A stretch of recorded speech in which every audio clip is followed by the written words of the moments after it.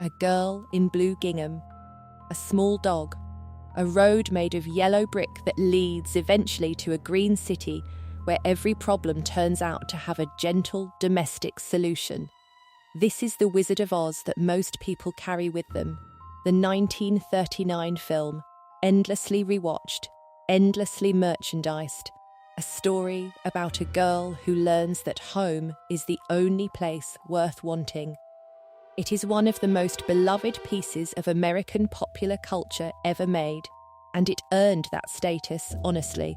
The Technicolor reveal of Oz remains one of the great visual surprises in studio-era filmmaking, and the songs have outlived nearly every other piece of music from their decade.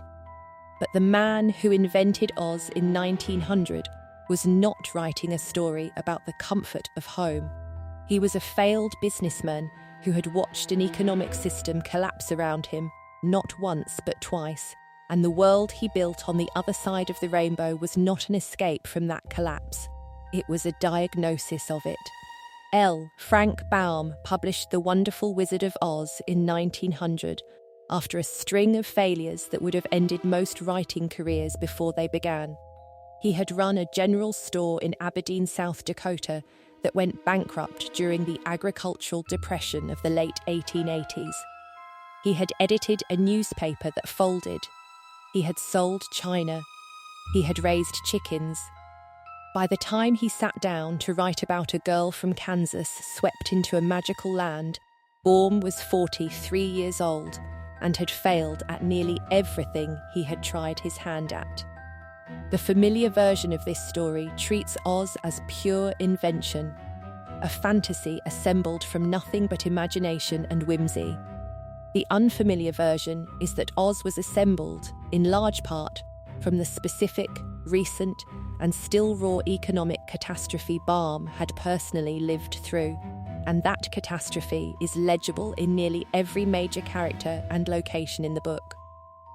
If you know what you are looking at, this is the gap the rest of this analysis sits inside, a children's fantasy, universally read as apolitical, built by a man whose entire adult life had just been determined by monetary policy, drought, and the gold standard. What Baum removed from the surface of the story, explicit argument, named politicians, direct economic claims, he embedded instead in symbol. The question worth asking is not only whether the symbolism is real, but why a man writing for children in 1900 felt he had to hide an argument at all, rather than simply state it. The case for Oz as economic allegory does not rest purely on speculation. It rests on Baum's own documented history, on his decade of signed political journalism, and on a body of textual evidence that has been examined by historians since at least 1964, when Henry Littlefield, a high school history teacher, published an essay in American Quarterly arguing that the book functioned as a structured parable of the populist movement and the 1896 presidential election. Littlefield's reading has been debated, refined, and partially contested in the decades since, but the core biographical facts underneath it are not in dispute, and they are worth establishing before we move to the symbols themselves. Baum moved to Aberdeen, South Dakota in 1888 at the tail end of a land boom that had drawn thousands of settlers onto the Great Plains on the promise of endless wheat and easy credit. He opened a store called Baum's Bazaar. Within a year, however, drought had hit the Dakota Territory, crop yields had collapsed, and the farmers who were Baum's customers had no money to spend. Baum extended credit to keep the store running rather than turn his neighbours away. The store failed in 1889 regardless. He took over a local newspaper, the Aberdeen Saturday Pioneer, and used it, week after week, to write extensively about a subject that mattered intensely to the farmers losing their land around him, the money supply, and specifically the fight between the gold standard and the free coinage of silver. This was not abstract economics to Baum. It was the texture of daily life in Aberdeen. The late 19th century United States ran on a gold standard that kept the money supply tight, which kept prices stable for manufacturers and creditors in the East, while proving brutal for indebted farmers in the West and South, who needed inflation to make their debts payable and their crops profitable. The populist movement, and later the Silver Wing of the Democratic Party, led by William Jennings Bryan, argued for free silver, the unlimited coinage of silver alongside gold, as the remedy. Bryan's 1896 Cross of Gold speech, in which he declared that the gold standard was crucifying the common farmer, was the most famous piece of political oratory of the era. Baum, by the evidence of his own newspaper writing, was sympathetic to this fight, though his precise political affiliations have been argued over by historians ever since, and he should not be read as a simple partisan pamphleteer. 4 years after Bryan lost the 1896 election and the silver movement collapsed into irrelevance, Baum wrote a book about a girl who follows a road made of gold to a city of green, wearing shoes that, in the book and not in the film, are made of silver. This is the detail the adaptation removed, and it is worth sitting on for a moment because it remains the single clearest piece of evidence in the entire case. In Baum's original text, Dorothy's magic shoes are silver, not red. The 1939 film changed them to ruby, reportedly because Technicolor made red pop more vividly against the yellow brick road, an aesthetic decision, not a political one. Mim had no apparent interest in suppressing a 39-year-old monetary allegory. The change was almost certainly about cinematography rather than censorship. But the effect lands the same, regardless of intent. The single most direct piece of textual evidence for the political reading is also the single detail most audiences have no idea was ever different. The book states plainly that the Witch of the North made them tell her how they came to have such wonderful shoes, and the slipper's silver nature is restated across the text, not as a passing detail but as a recurring fact. A girl in silver shoes walking a road of gold toward a city built on the appearance of wealth rather than wealth itself, to a reader steeped in the politics of 1896, this would not have read as subtle. It would have read as current events dressed in fairy tale clothing. The Emerald City carries the same argument forward, and it does so through deception rather than substance. Visitors to the city are required to wear green-tinted spectacles, ostensibly to protect their eyes from its brilliance. Only at the end of the book does it become clear that the city is not actually emerald at all. The spectacles are what make everything appear green, whether or not green is what is really there. The wizard, when finally unmasked, admits he is a humbug, an ordinary man from Omaha who arrived in Oz by accident and maintained his power purely through stagecraft, theatrical machinery, and the public's willingness to be deceived. He has no actual magic whatsoever. He has only the appearance of magic, sustained by enforced spectacles that colour everything in the hue of money rather than the colour of truth. Each of the major companions Dorothy gathers on the road carries a specific, legible identity in the Littlefield reading, and each identity maps onto a distinct constituency from the 1890s economic crisis. The Scarecrow, who believes himself stupid despite repeatedly being the one who solves problems through cleverness, has been read as the American farmer, productive and resourceful, yet persistently told by the political and financial establishment that he lacks the intelligence to manage his own affairs. The Tin Woodman, rusted into total paralysis until he is oiled back into motion, has been read as industrial labour, frozen not by a lack of will, but by neglect, his heart literally removed in the backstory the book provides. A detail historians have used to argue that he represents a workforce dehumanised by the very system that employs it. The cowardly lion, large and physically powerful yet unable to act on that power, has been associated by some historians with William Jennings Bryan himself, a figure with real political strength who, in this reading, lacked the nerve to fully commit to the fight he had started. This is the point in the analysis where the cultural argument has to be handled carefully rather than overstated, because the temptation in this format is to treat a contested historical interpretation as settled fact when it is not.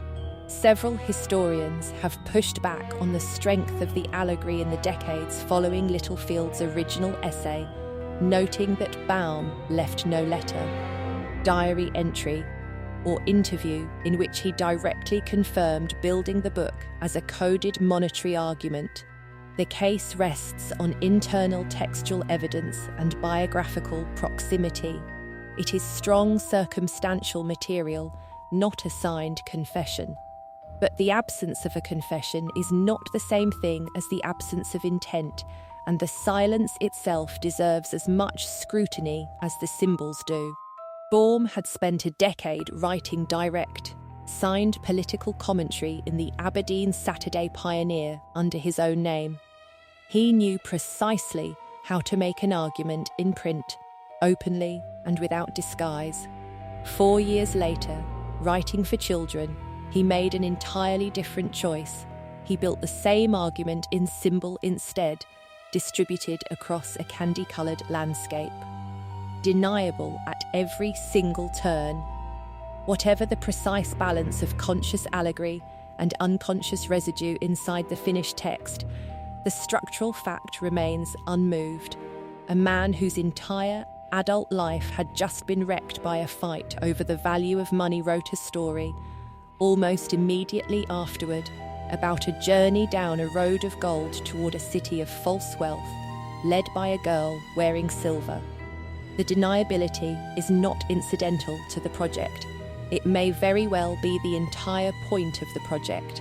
Before we can understand what was removed when this book became a film, we have to establish the scene as it was left, both the book Baum actually wrote, and the studio system that would eventually adapt it. This is where the comparison between the book and the 1939 film becomes most revealing, because the film does not simply omit the allegory, it actively replaces Baum's economic anxiety with a different and far more comfortable American anxiety. The book ends with Dorothy returning to Kansas, having genuinely visited a real, separate, magical country. Oz exists independently of her, both before and after she arrives. And her adventures there are never questioned by the narrative as anything other than fact. The 1939 film changes this fundamentally. Dorothy's trip to Oz becomes a dream, induced by a blow to the head during a tornado, and the famous closing line, "There's no place like home," recasts the entire adventure as something to be woken up from and left behind, rather than something that genuinely happened and changed the world she returns to.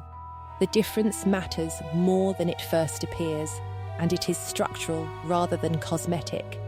Baum's Oz is real, and it persists whether or not Dorothy is there to witness it. The 1939 Oz is a concussion manufactured by the mind under duress and dissolved the moment consciousness returns. One version says, there is a genuine other place with genuine other politics, and you have seen exactly how its system of power actually works, and now you carry that knowledge home with you. The other version says, set fantastical thinking aside, value home and family above wonder, and trust that wherever you started from was correct all along. The book is restless and outward-facing. The film is reassuring and inward-facing. Both are coherent, both are effective, but they are not arguing for the same thing. And the gap between this place is real, and this was only a dream, is the gap between a story that wants you to think about the world differently, and a story that wants you to feel safe inside the one you already have. Mim's The Wizard of Oz was released in August 1939, 3 weeks before Germany invaded Poland and the Second World War formally began in Europe. The United States in 1939 had just spent a decade inside the Great Depression and was only beginning to climb out of it. The studio system, MGM chief among them, had spent that decade learning exactly what American audiences reliably paid to see. And it was not foreign adventure or political unrest. It was reassurance, spectacle, and the explicit reaffirmation of home and family as the correct object of desire. The "it was all a dream, and there's no place like home" ending was not an accident of adaptation, nor a simple matter of runtime. It was the studio system's signature emotional product, grafted onto source material that had originally argued something closer to the opposite conclusion. Producer Mervyn LeRoy and the rotating slate of directors on the project, the film famously cycled through several, with Victor Fleming eventually receiving final credit, were working from a script credited primarily to Noel Langley, Florence Ryerson, and Edgar Allan Wolfe. Under clear instructions from MGM to produce a family musical spectacle capable of competing with Walt Disney's Snow White and the Seven Dwarfs, a massive hit only 2 years earlier. The mandate handed down was commercial rather than political, a Technicolor showcase, a sympathetic and relatable heroine, and an ending that sent families home feeling restored rather than unsettled. Whatever residual economic arguments survived in the plot's underlying bones, the journey, the false wizard, the city built entirely on illusion, the film's machinery was designed to metabolize that argument into pure comfort, and largely succeeded.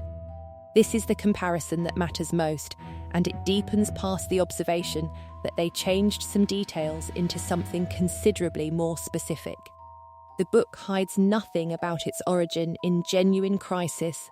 Baum wrote it only 4 years removed from a national monetary collapse he had personally lived through, and the text is saturated with the imagery of false wealth, deceptive authority, and a population kept docile by spectacles it has been instructed to wear. The film, by contrast, hides that origin almost completely. Not by removing individual symbols one at a time, but by reframing the entire journey as something that did not actually happen. What the book exposes as a structural critique of illusion-based authority, the film converts instead into a structural argument for staying home and trusting the world exactly as given. The book says, "You went somewhere real, and what you found there was a fraud sustained by collective belief, and now you know it." The film says, "You dreamed it, and the lesson is that you should never have wanted to leave in the first place." The cultural argument here is not that the 1939 film is a lesser piece of art, nor that Hollywood deliberately conspired to neuter Baum's politics in some coordinated act of suppression. The argument is more specific than that, and considerably more interesting. The transformation of Oz from a real place that exposes a fraud into a comforting dream about the value of home is a document of what the American entertainment industry, at the tail end of a decade of genuine economic catastrophe, believed audiences actually needed from their stories. Baum wrote Oz while the wound of the 1890s agricultural depression was still fresh, and he wrote toward exposure, toward the idea that the authority figures running the system were humbugs whose entire power depended on the public's willingness to keep its green spectacles fastened on. MGM adapted Oz at the close of the Great Depression, with audiences exhausted rather than freshly wounded, and the industry's calculation was that what those audiences wanted was not another reminder that the system might be a fraud. It was permission to stop looking for fraud altogether, and to find safety in the place they were already standing. Baum's ending asks the reader to carry new knowledge home with them. MGM's ending asks the viewer to forget they ever left home at all. It was never really about Kansas in either version, though each version uses Kansas for an entirely different purpose. Baum's Kansas is a flat, grey, joyless place that Dorothy is desperate to escape, made tolerable only by the bare assertion, rather than any real demonstration, that it is hers. Midgiem's Kansas receives the same treatment in broad strokes, but is given the full emotional weight of the film's resolution instead. Colour drains out of the world specifically, so that its eventual return can feel like rescue rather than mere homecoming. The book's silver shoes dissolve and are lost forever somewhere on the journey home. An ambiguous and faintly melancholy detail Baum never fully explains or resolves. The film's ruby slippers, by contrast, are explicitly the mechanism of return. They are not lost. They are the very proof that home was reachable all along, and their power is stated rather than left to linger as a loss. One is an exposure, the other is a sedative. Baum's Oz reveals that authority is frequently theatre and that the Gold Road does not lead where it promises to lead. Njum's Oz reveals that the safest possible response to a decade of theatre and false promises is to stop looking past your own back door entirely. Neither version is dishonest about what it is trying to accomplish. The book wants you to notice the spectacles on your own face. The film wants you to take them off, walk straight home, and never ask what colour the city actually was underneath them.